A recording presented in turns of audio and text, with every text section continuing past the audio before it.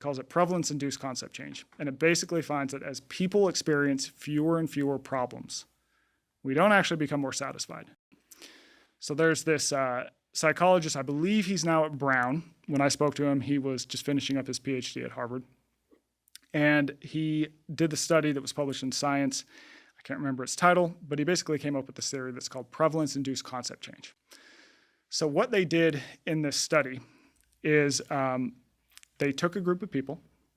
There was like 3 different phases of the study, but I'm going to talk about 2 of them because I think they're most relatable. What they did is they took a group of 800 different people in the first study, I can't remember how many people, but they had them look at 800 different faces in a row. Okay? So they'd look at face after face after face. And these people had to deem whether these faces were threatening or non-threatening. So you're going non-threatening, non-threatening, oh, threatening, threatening, face after face. The second study they did, it was a similar setup, but they used research proposals, and these people had to deem whether these research proposals were ethical or unethical.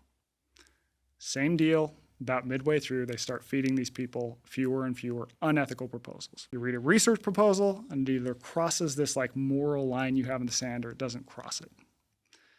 What they found, though, is that people basically see gray.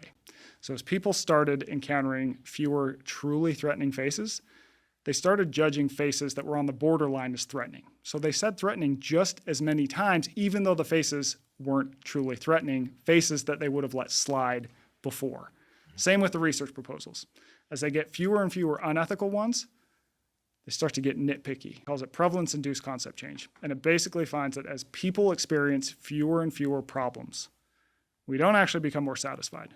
We simply sort of lower our threshold for what we consider a problem. So when you apply that to life today, to make this practical, it's like as the world has become a lot more comfortable, as we encounter fewer sort of traumas and real problems in our life, we don't necessarily stop and go, this is amazing. We simply broaden our definition of what a problem is, of what a discomfort is. And so we end up with the exact same number of problems, of discomforts, but they've just become progressively more hollow over time. I like to think about that as the science of first world problems. I think you can think about it as a moving goalpost. So it's like you go into one environment and that sort of sets your expectations, right? And we're sort of designed to search for problems, more or less designed to search for problems. So you're going to find them in your environment.